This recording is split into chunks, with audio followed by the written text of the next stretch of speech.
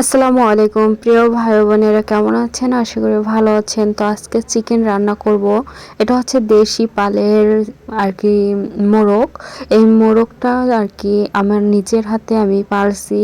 তো অনেক আর কি কষ্ট লাগছে এটা জবাই যখন করেছি। আসলে এটা ড্রেসিং করা হয়েছে, তারপর হচ্ছে এটা ফ্রিজে রেখে দিয়েছি। তো এখন নামিয়ে আর কি এটা সুন্দরভাবে পরিষ্কার করে কেটে নিয়েছি এই যে রান্নার জন্য। এখন মশলাটা কষিয়ে নিচ্ছি সুন্দরভাবে। মশলার সাথে হলুদ দিয়ে কিছুক্ষণ আমি কষিয়ে নিয়েছি।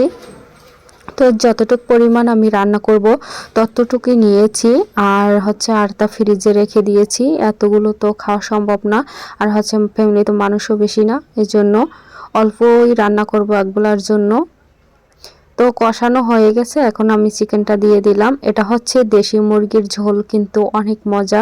যারা দেশি মুরগি পছন্দ করেন তারাই বলতে পারবে যে কী স্বাদ। অনেক, কিন্তু এত যে ভালো লেগেছিল, অনেক ভালো লেগেছিল। আর আমার দেশি মুরগি অনেক পছন্দ। আর এইভাবে রান্না কিন্তু খুবই মজার হয়। আর দেশি মুরগি হচ্ছে কিন্তু একটু ঝোল ঝোল খায়, ঝোলটাই বেশি ভালো লাগে আমার কাছে।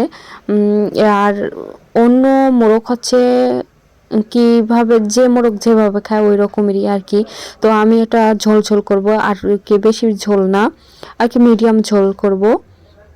কিছুক্ষণ কষানো হয়ে গেছে, হালকা একটু পানি দিয়ে দিলাম। এখন পানিটা দেওয়ার পরেও কিছুক্ষণ কষিয়ে নেব। আর এই মোরগগুলো কিন্তু বেশি কষাতে হয়, আর অনেক হাড়গুলো কিন্তু শক্ত হয়, এই জন্য অনেক সেদ্ধ করতে হয়। তো এটা কিন্তু এখনও সেদ্ধ হয় না, এটা আর কি কষিয়ে নিচ্ছি। তো ধৈর্য সহকারে আমার ফুল ভিডিওটা যারা দেখবেন অবশ্যই সুন্দর একটা কমেন্ট করে যাবেন। আপনাদের ফ্যামিলিতেও আমি চলে যাব ইনশাল্লাহ। এই পরিমাণ মতন পানি দিয়েছি, এখন এটা হচ্ছে। তো ধৈর্য সহকারে দেখুন, এই যে দেখুন পারফেক্টভাবে হয়ে গেছে। কেমন হয়েছে?